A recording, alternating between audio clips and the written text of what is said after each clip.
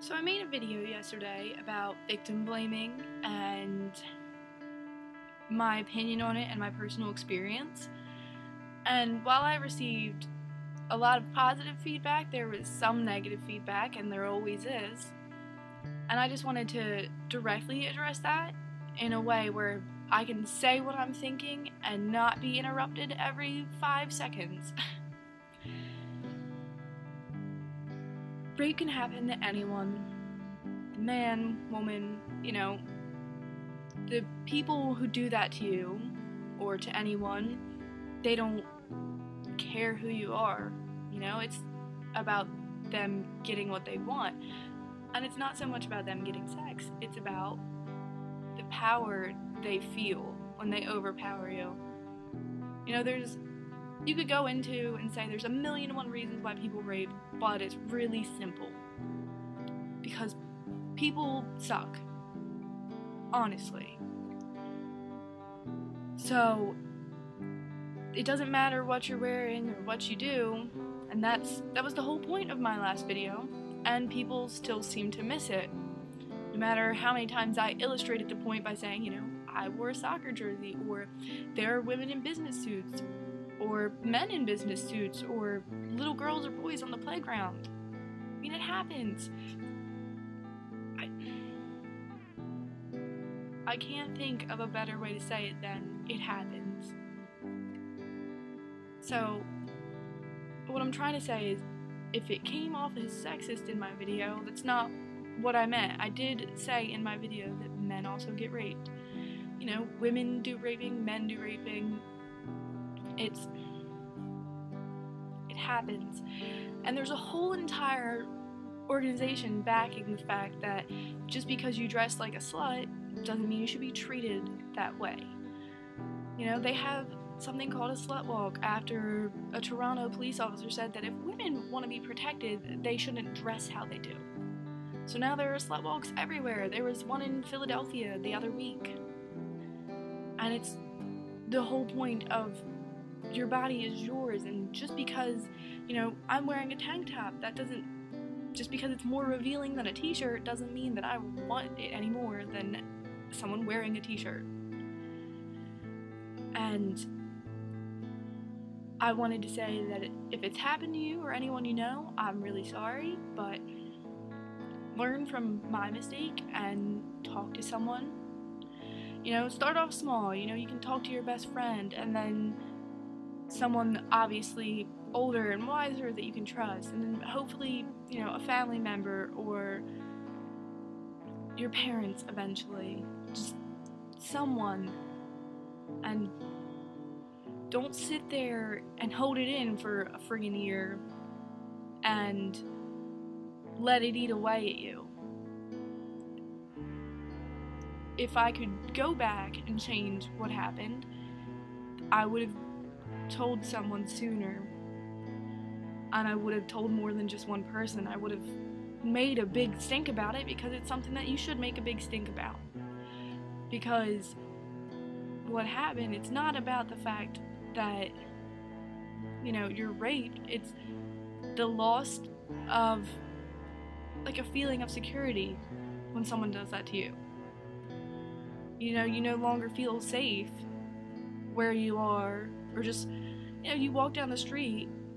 For the longest time, I had stopped going on bike rides, because when I would see people, I'd be afraid that they were watching me, and if it were late at night and I saw a guy or a girl walking down the street, I'd be afraid that they were going to come after me, and I wouldn't go out in public because I was afraid that people would look at me and they would somehow know that something like that happened to me. And I was so terrified, and I let it control me for the longest time. And I just want people to learn from my mistake, and if it's happened to you, it's never too late to tell someone. I know that they have a umbrella type thing with cases like this, because after so long there's no evidence, or sometimes there never really is evidence to begin with. There's just, it's better to tell someone and get it off your chest and not let it eat away at you than to sit there and hold it in forever. It's because it's not your fault, and it's no one's fault except for the person that did that to you.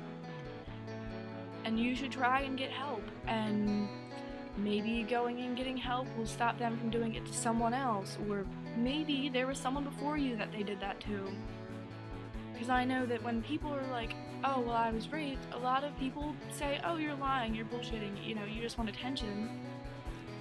And yeah, there are those people that lie about it because, you know, they didn't get the guy they wanted. You see it on the news. There are girls and guys that lie about it because, you know, they had sex with someone and then afterwards they regretted it, or, you know, someone wouldn't have sex with them.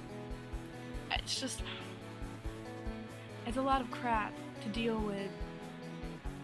And so, if it's actually happened to you, you should go get help. I mean, I know that, and I've heard before, when you go to court, it's not any easier. It's not like they automatically side with you, because really everyone's guilty until proven innocent. It's not innocent until proven guilty. So they're going to be like, well, why didn't you scream, or why didn't you push the person off of you, or stop them, or something. And it's just, it's easy for them to ask those questions because maybe they haven't been in that situation, but when you're in that situation, you just want it to stop. You know, you're not thinking, oh, how can I hurt this guy, so leave me alone. You know, you try to fight back, and then after so long, then you realize you can't overpower them. You wait for it to be over. And then when it's over, you wait for yourself to get over it, and if you don't talk about it, you can't get over it. And I think that was the hardest thing for me, was not talking about it ever. You know, I told my best friend,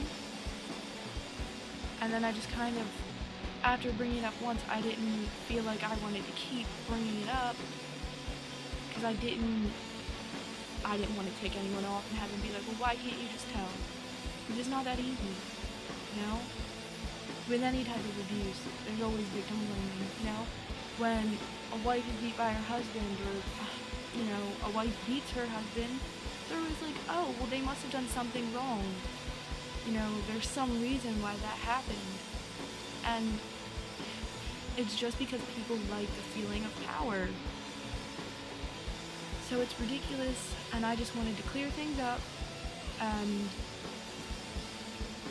if you or anyone you know has been raped, I'm sorry, but there are places that'll help you, 24-hour hotlines, websites, you know, organizations that'll back you up. There's Slut Walk and Take Back the Night, and there's V-Day, which is the woman who did the vagina monologues. There's people that'll help you, and you shouldn't have to deal with it alone.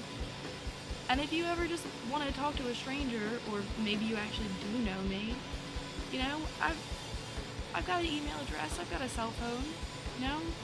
I am always willing to listen to people, because if I felt like people would have listened to me, I would have told someone, and I didn't.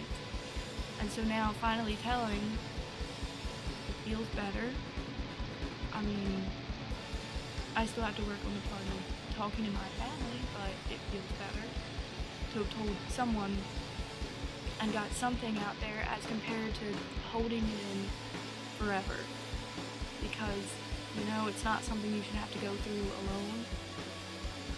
And it's hard, but there are people out there that want to help you, and they care. You know, I realized that when I told, there were strangers that were talking to me. Like, I got text messages and messages on Tumblr and Facebook, and there were people that I'd never really talked to before. And then there were people that I didn't know at all that were anonymous, and it's just, it's a good feeling to feel like there's someone out there who understands you and who wants to hear you out. So there are people out there, and I will leave links in the doobly-doo. And I guess that's it.